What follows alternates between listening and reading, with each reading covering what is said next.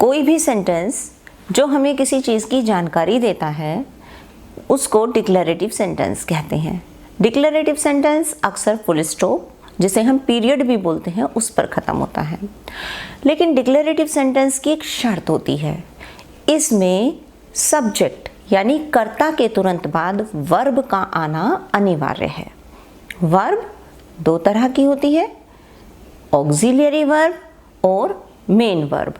Declarative sentence positive और negative दोनों हो सकता है, जैसे I eat, I do not eat, I am fine, I am not fine, I like coffee, I do not like coffee, we watched TV last night, we did not watch TV last night. तो कुल मिलाकर एक बात कही गई है कि मैं खाता हूँ, मैं नहीं खाता हूँ। ये ऐसे मान लीजिए, मान लिया अदालत में कोई खड़ा हो और वकील उससे पूछ रहा हो कि हाँ भाई कैसे हुआ, कि जी ऐसे हुआ है। अच्छा खाना खाता है? हाँ जी खाना खाता हूँ। मंदिर जाता है? नहीं जी मंदिर नहीं जाता हूँ। तो जिस तरीके से हम किसी बात को डिक्लेयर कर देते हैं, क्लियर कर देते हैं, स्पष्ट कर देते हैं, तो किसी भी बात को सकारात्मक या नकारात्मक तरीके से क्लियर कर देना ही डिक्लेरेटिव सेंटेंस होता है। डिक्लेरेटिव सेंटेंस मैंने अभी बताया था कि इसकी शर्त होती है कि कर्ता के तुरंत बाद क्रिया का आना अनिवार्य है। माना एक वाक्य है, राम खाना खाता है, तो राम तो कर्ता हो गया और कर क्या रहा है, वो खा रहा है। जो खा रहा है उसको बाद में बताना है। राम खाता है तो राम ईट्स। अब वो खाता क्या है आप कुछ भी लगा सकते हैं सेंटेंस को कंप्लीट करने के लिए, मैंगो, बनाना, चपातीज, एप्पल, एनीथिंग। यानी आप इस सेंटेंस को कंप्लीट कर सकते हैं after putting verb after the subject. जैसे मुझे कॉफ़ी पसंद है, मैं सिर्फ इतना बोलूँगी कि मुझे पसंद है। क्या पसंद है वो प्रश्न आपको बाद में उठाकर वाक्य को कंप्लीट करना है। मुझे पसंद है, I like what? I like my children, I like my house, I like furniture, I like this and that, I like coffee, T, etcetera. जो आपको पसंद लगे तो आप लाइक के बाद उसका सेंटेंस कंप्लीट कर सकते हैं। शर्त यही है कि आप पहले वर्ब रखेंगे सब्जेक्ट के बाद, फिर उस वर्ब से आप प्रश्न करेंगे क्या या किसको। तो जब क्या और किसको आप रखेंगे तो आपको सेंटेंस कंप्लीट करने में इजी हो जाएगा। आप किसी भी तरह के डेली यूज़ के सेंटेंसेस उठा सकते हैं। मैं काम करता हूँ तो इसमें मैं करता हूँ क्या, काम बाद में आएगा, पहले आई डू। क्या करता हूँ? काम, तो आई डू दी वर्क। मैं गाना गाता हूँ तो पहले लिखेंगे मैं गाता हूँ। आई सिंग, क्या गाता हूँ? गाना बाद में लिखेंगे। मैं खाना बनाती हूँ तो पहले लिखेंगे आई कुक, क्या कुक करती हूँ? बाद में लिखा जाएगा। आप पुडिंग लिख सकते हैं, आप फूड लिख सकते हैं, आप केक लिख सकते हैं, पेस्ट्री, पेटीज, एनीथिंग।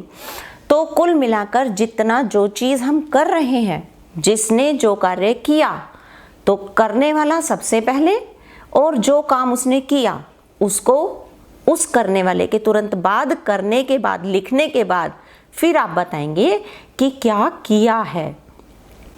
तो शर्त होती है डिक्लेरेटिव सेंटेंस की, सबसे पहले करने वाला आता है, उसके बाद जो काम उसने किया वो आता है, फिर वो काम किस चीज़ पर किया गया है वो अंत में आता है। अब बच्चे अक्सर कंफ्यूज हो जाते हैं कि वर्ब, ठीक है ये तो पता चल गया हमें कि वर्ब हिंदी सेंटेंस के लास्ट में दी गई है, तो वर्ब को कैसे उठाएं? वर्ब की यहाँ तो है भी दिया हुआ है, इसकी इंग्लिश हम इज आर एम लगाएं। यहाँ तो था थी थे दिया हुआ है, इसकी इंग्लिश हम क्या लगाएं?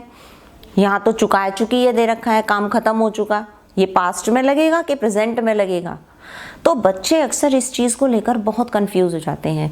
कहीं वो फर्स्ट फॉर्म लिख देते हैं, कहीं सेकंड फॉर्म लिख देते हैं, कहीं वो वर्ब में आईएनजी लगा देते हैं, तो नहीं पता होता कि एग्जैक्ट किस तरीके से फॉर्म्स ऑफ वर्ब और ऑक्सिलियरीज वर्ब वहाँ उन लोगों को लिखनी है। अब बात आती है ऑक्सिलियरीज वर्ब की। देखिए दो प्रकार की वर्ब होती हैं हमारे पास, एक ऑक्सिलियरी वर्ब्स और एक मेन वर्ब। कुछ सेंटेंसेस ऐसे होते हैं जो बिना ऑक्सिलियरी वर्ब्स की सहायता के नहीं बनते। तो सबसे पहले मैं यही बता दूं कि वो कौन से वाक्य होते हैं। यहाँ दो वाक्य हैं आपके सामने। एक में दिया गया है मैं तोता हूँ, और एक में दिया गया है मैं खाना खाता हूँ। अरे ये तो दोनों सेंटेंसेस ही ता पर खत्म हुए, ता हूँ, तोता हूँ, और दूसरा वाक्य खत्म हुआ है मैं खाना खाता हूँ। ये तो दोनों ही ता है तीहे पर खत्म हो गए। तो हम क्या बनाएं? तो रूल देखना पड़ेगा। तो अब हम देखेंगे पहला सेंटेंस, मैं तोता हूँ। अब आप यह देखिए कि मैं तोता हूँ वाले वाक्य में कोई काम हो रहा है किसी के द्वारा? नहीं हो रहा। उसमें सिर्फ बताया गया है कि मैं तोता हूँ। जैसे साधारण वाक्यों में बता दिया जाता है मैं राजा हूँ, वह रानी है, यह एक जंगल है, वे आदमी हैं। इन वाक्यों में कार्य नहीं होता। तो जिन वाक्यों में कार्य नहीं होता वो साधारणतया सहायक क्रिया की सहायता से बनते हैं, क्योंकि सहायक क्रिया जो होती है वो हमें टेंस का, काल का ज्ञान कराती है कि हम इस वाक्य को किस काल में बोल रहे हैं। ये प्रेजेंट टेंस है या पास्ट टेंस है या फ्यूचर टेंस है। तो प्रेजेंट, पास्ट और फ्यूचर के अनुसार ही हम लोगों को ऑक्सिलियरी वर्ब, जिन्हें हम हेल्पिंग वर्ब्स भी कहते हैं, वो हमें चुननी होती हैं। किन वाक्यों में? जिनमें क्रिया नहीं होती। मैंने ये नहीं कहा कि क्रिया वाले वाक्यों में ऑक्सिलियरीज नहीं आती, किंतु ये शर्त है उन वाक्यों की जिनमें क्रिया नहीं होती, उनमें ऑक्सिलियरीज जरूर आती हैं। कौन कौन सी आती हैं? सभी वाक्यों की ऑक्सिलियरीज आपको विस्तार पूर्वक बताई जाएंगी। इसी तरह से मैंने दूसरा वाक्य कहा था राम खाना खाता है। ये भी ता है तीहे ते पर खत्म हुआ।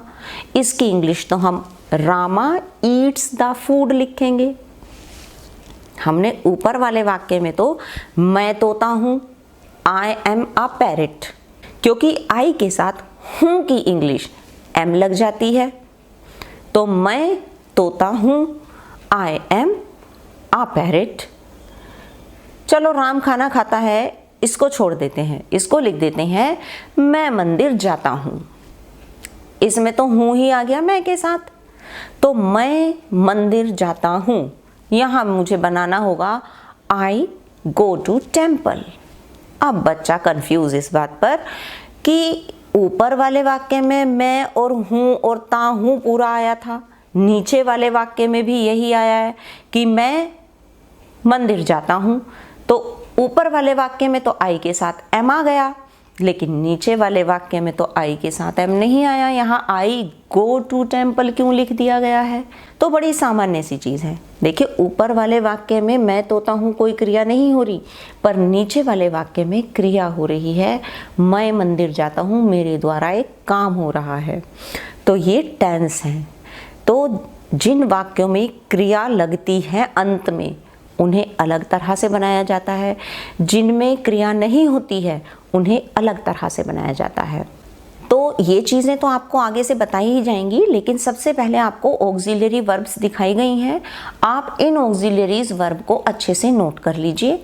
ऑक्सिलियरीज यानी कि हेल्पिंग वर्ब, यानी सहायक क्रिया, जिनकी सहायता से हमको किसी काल का पता चलता है कि बोलने वाला या कार्य को करने वाला किस काल की बात कर रहा है। उसी काल के अनुसार हमें इन ऑक्सिलियरी वर्ब्स को यूज़ करना होता है वाक्य के अंदर। तो आप इन्हें नोट कर लीजिए, और ना केवल ये नोट करनी है बल्कि ये बहुत अच्छे तरीके से याद होनी चाहिए। वास्तव में अगर आप निष्ठा से इंग्लिश सीखना चाहते हैं तो सबसे पहले आप इन ऑक्सिलियरी वर्ब्स को अच्छे तरीके से नोट करके सफाई से इनको याद कर लीजिए। अक्सर पढ़ते समय आप लोगों के सामने कुछ समस्याएं आ जाती हैं। कभी कभी ऑक्सिलियरी वर्ब के साथ किसी एक कोमा, ऊपर कोमा, एक्चुअल में उसे ऊपर कोमा नहीं कहते हैं, उसे साइन ऑफ अपोस्ट्रोफे कहते हैं। तो ऊपर कोमा लगाकर कोई छोटा सा अक्षर जोड़ दिया जाता है, एम या वी ई या सिर्फ ऊपर कॉमा लगाकर डबल एल या केवल डी। आप ध्यान से देखिए, आपको दी गई हैं हेल्पिंग वर्ब्स। तो ऐसी हेल्पिंग वर्ब्स, ऐसी ऑक्सिलियरीज वर्ब, ये शॉर्ट फॉर्म्स ऑफ वर्ब या कॉन्ट्रैक्शंस ऑफ वर्ब्स, यानी ये छोटे रूप कहे जाते हैं वर्ब्स को। कई बार क्या होता है, हम हिंदी में संधि करते हैं ना, जैसे चरम उत्कर्ष, अलग अलग बोलने के बजाय हम सीधा बोल देंगे चरमोत्कर्ष। जैसे सूर्य उदय, तो हम एक ही साथ बोल देंगे सूर्योदय।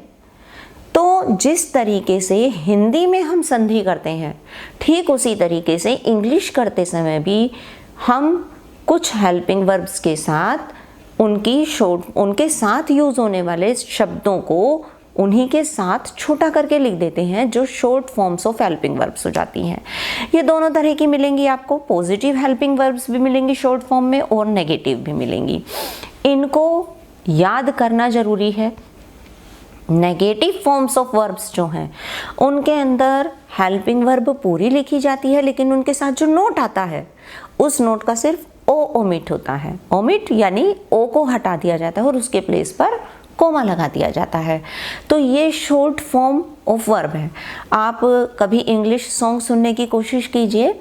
इंग्लिश सॉन्ग्स अगर आपको लिख कर दे दिए जाए तो आप उन्हें पढ़ लेंगे, लेकिन जब कोई गाना गाता है, पोएट्री में बोलता है, तो जल्दी से हम लोगों को समझ नहीं आते हैं। क्यों? क्योंकि वो एक शब्द के साथ दूसरे शब्द को मिला देते हैं और एकदम से पढ़ जाते हैं। तो इसी तरीके से इंग्लिश में जब आप पढ़ते हैं या लिखते हैं, कॉपी करते हैं किसी चीज़ को, तो आपको समझ तो आता नहीं, आप कॉपी तो कर देंगे, ऊपर कोमा लगा देंगे, डबल एल लिख देंगे, लेकिन आपको नहीं पता कि अगर दे के साथ ऊपर कोमा लगाकर डबल एल लिखा हुआ है तो इट इज़ कॉल्ड देल, मीन्स दे विल। इसी तरह से डी लिखा हुआ है तो उसकी दो फॉर्म्स दी हुई हैं, एक तो हेड के लिए डी यूज़ हो गया, एक वुड के लिए डी यूज़ हो गया। तो आप जब इसको पढ़ेंगे, इत्मीनान से बैठिए, ध्यान से पढ़िए, बार बार वीडियो को देखिए और देखिए कि कौन कौन सी हेल्पिंग वर्ब्स हैं और उनकी क्या क्या शॉर्ट फॉर्म्स बन जाती हैं और किस तरीके से उनको हमें पढ़ना है, ताकि वो फ्लुएंटली पढ़ी जाएं, हमको उन्हें पढ़ते समय कोई प्रॉब्लम ना आए, या एटलीस्ट हम उन्हें समझ तो जाएं कि लिखा क्या है। इन हेल्पिंग वर्ब्स को अपने पास नोट करके ज़रूर रख लेना, या फिर बार बार तुम लोगों को वीडियो देखनी होगी। इनको किसी ऐसी जगह लिख कर रखो कि कहीं भी इंग्लिश की रीडिंग लगाते समय या राइटिंग करते समय, कॉपी करते समय आपके सामने कोई हेल्पिंग वर्ब आ जाए तो एटलीस्ट आप उसको सही तरीके से लिख पाएँ। इंग्लिश के डिक्लेरेटिव सेंटेंस में आपको सबसे पहले कर्ता लिखना है, सब्जेक्ट, फिर आपको क्रिया लिखनी है यानी वर्ब। ये शर्त है डिक्लेरेटिव सेंटेंस की, मैं बार बार बता रही हूँ। आपको क्रिया हिंदी के वाक्य में कहाँ मिलेगी? सबसे अंत में। तो आप कितना भी बड़ा वाक्य हो, रमेश अपने भाई के साथ सुबह दिल्ली गया, कितना बड़ा वाक्य है, ठीक है? तो कितना भी बड़ा वाक्य हो, सेंटेंस किस चीज़ पर ख़त्म हुआ? गया। तो ये जो आपका गया है ना, यही रमेश के साथ सबसे पहले लगेगा, यही उसकी क्रिया है। आपको लगाना किस तरह से है ये आपको आगे बता दिया जाएगा, लेकिन कुछ महत्वपूर्ण चीज़ें हैं कि किसी भी टेंस को सीखने से पहले, किसी भी वाक्य की ट्रांसलेशन करने से पहले हमें कुछ चीज़ों की बेसिक नॉलेज होना बहुत ज़रूरी होता है। हमें पहले वो याद होने चाहिए हर पल हर क्षण। अगर हमें वो याद है तो फिर इंग्लिश बनाते समय हम बड़ी इजीली उनको प्लेस कर पाएंगे। आप बोर्ड पर देख सकते हैं, आपको डिक्लेरेटिव सेंटेंस को ट्रांसलेट करने का सही क्रम दिया गया है। The right order to translate the declarative sentence.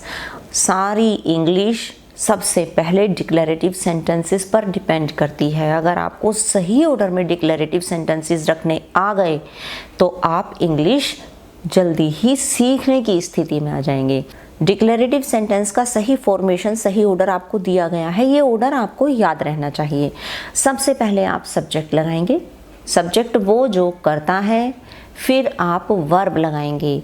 Verb यानी कि क्रिया, यानी कि जो हिंदी के वाक्य में सबसे अंत में दी गई होगी। उसको लगाना कैसे है वो आपको आगे अभी बताया जाएगा, लेकिन आप सबसे पहले अपना माइंड मेकअप करके रखिए कि सबसे पहले आपको कौन सा शब्द रखना है, उसके बाद आपको कौन सा शब्द रखना है, तो सबसे पहले उन पर नंबर लिख लेना चाहिए। हिंदी के वाक्यों को जब आप इंग्लिश में ट्रांसलेट करते हैं तो first of all right the number on those words. कि मान लिया राम या रमेश अपने भाई के साथ मथुरा गया, यही हो मान लिया, तो सबसे पहले रमेश पर आप नंबर 1 लिखेंगे।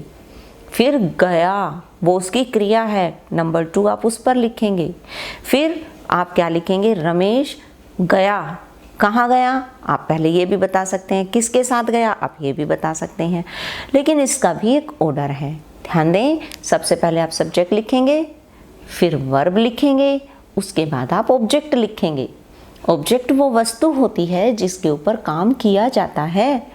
तो कहाँ गया है, मथुरा गया है, किसके साथ गया है, अपने भाई के साथ गया है। इनके ऊपर अगर आप नंबर लिख लेंगे तो आपको इजी हो जाएगा वाक्य को इंग्लिश में ट्रांसलेट करना। Subject plus verb plus object plus place plus time, ये किसी भी डिक्लेरेटिव सेंटेंस का एक साधारण सा नियम होता है। इसी ऑर्डर में आपको वाक्य बनाना होता है। सेंटेंस का ऑर्डर बताने के बाद आपको एक वाक्य दिया गया है, जैसे the rabbits eat the carrots in the garden in the early morning. ये हमने कलरफुल लिखा है। क्यों लिखा है, ताकि आपको पता चल जाए कि द रैबिट्स ये सब्जेक्ट है, क्योंकि ये काम कर रहा है। क्या करता है वो काम, खाता है। तो हमने इसलिए रैबिट्स के तुरंत बाद ईट लिखा, रैबिट्स ईट। फिर वो क्या खाता है, दी कैरेट्स, ये उसका ऑब्जेक्ट हो गया। फिर प्लेस बताया गया है, कहाँ खाता है, इन दी गार्डन। फिर कब खाता है, इन दी अर्ली मॉर्निंग। तो इस तरीके से इंग्लिश के सेंटेंसेस की फॉर्मेशन होती है, साधारण वाक्यों की फॉर्मेशन होती है। कभी कभी क्या होता है, हम अपनी भाषा को सुंदर दिखाने के लिए, इम्प्रेसिव शो करने के लिए उसके ऑर्डर को थोड़ा सा चेंज कर देते हैं। तो जैसे आपको नीचे दिया गया है अगला वाक्य, यही वाक्य थोड़ा सा चेंज करके दिया गया है। जैसे just before the sun rises the rabbits eat the carrot in the garden. तो यहाँ हमने क्या किया है, जो टाइम हमने ऊपर वाले वाक्य में पीछे लगाया था, उसी टाइम को चेंज करके हमने थोड़ा सा पहले लगा दिया है। भाई जस्ट बिफोर द सनराइजेस का मतलब भी यही हुआ कि ठीक सूरज उगने से पहले, यानी अर्ली इन द मॉर्निंग। और बाकी पूरा वाक्य वही है, the rabbits eat the carrot in the garden. इसमें या ऊपर वाले वाक्य में एक चीज़ बिल्कुल कॉमन है और कंफर्म है कि द सन राइजेस, सूरज उगता है, सूरज की क्रिया है कि वो उगता है, तो सूरज के तुरंत बाद उसकी क्रिया आएगी। और रैबिट खाता है, कहाँ खाता है, क्या खाता है, ये बाद की बात है।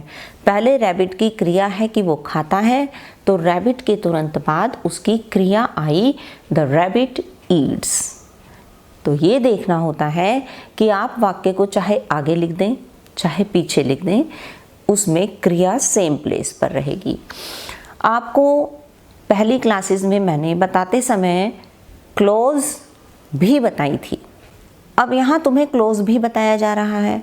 क्लॉज के बारे में आपको वीडियो नंबर 2 में पहले ही बताया जा चुका है, उसको देख सकते हैं आप फिर से रिवाइज करने के लिए कि फ्रेज के बारे में क्या बताया गया था। अब यहाँ आपको 2 वाक्य मिले, जस्ट बिफोर द सनराइजेस और the rabbits eat the carrot in the garden. यहाँ 2 क्रियाएं हो रही हैं एक ही वाक्य में। पहले में the sunrises, just before the sunrises, और दूसरे में the rabbit eats the carrot in the garden. तो आप ध्यान दें कि पहले वाक्य में जस्ट बिफोर द सनराइजेस सन है और वो उग रहा है, सूर्य की क्रिया हो रही है, लेकिन वो क्रिया किस चीज़ के ऊपर हो रही है ये नहीं बताया गया है। पर अगले वाक्य में द रैबिट्स, फिर वो ईट कर रहे हैं, क्या ईट कर रहे हैं, कैरेट्स, कहाँ ईट कर रहे हैं, इन द गार्डन। तो जो अगला पीछे वाला वाक्य है वो आपका मेन क्लॉज कहलाएगा, और जो पहला वाक्य है वो आपका सबऑर्डिनेट क्लॉज कहलाएगा। क्लॉज के बारे में पहले भी डिस्कस कर चुके हैं, अगर जानना चाहते हैं तो वीडियो नंबर 2 देख सकते हैं आप, 002। सबऑर्डिनेट क्लॉज और मेन क्लॉज। मेन क्लॉज वो जिसमें आपको पूरा मीनिंग क्लियर हो, जिसके बिना वाक्य अपूर्ण रहता हो, और सबऑर्डिनेट क्लॉज वो जिसके बिना भी काम चल सकता हो। भाई just before the sun rises, सूरज उगने से बिल्कुल पहले, और वहाँ the rabbits eat the carrot in the garden. इस वाक्य में पूरा का पूरा मीनिंग क्लियर होता है कि रैबिट्स कैरेट खाते हैं गार्डन में। इसका तो अपना एक क्लियर मीनिंग है। अगर केवल just before the sun rises लिख दिया जाए तो उसका क्या मीनिंग निकलेगा? कुछ भी नहीं निकलेगा। और ये ना लिखा जाए कि the rabbits eat the carrot in the garden, जबकि the just before the sun rises हटाकर भी उस वाक्य का मीनिंग क्लियर होता है, पर अगर पीछे वाला वाक्य आपने हटा दिया तो आगे वाले वाक्य का कोई अर्थ नहीं रहता है। यही सबऑर्डिनेट क्लॉज और मेन क्लॉज में मेन डिफरेंस है, और स्पेशली आप लोगों के लिए कलरफुल बनाए गए हैं ताकि आप इन्हें देख सकें कि कौन सा सबऑर्डिनेट के लिए कलर यूज़ किया गया है, कौन सा मेन के लिए यूज़ किया गया है। आपको बाकायदा हेडिंग्स भी उन्हीं कलर्स में दी गई हैं।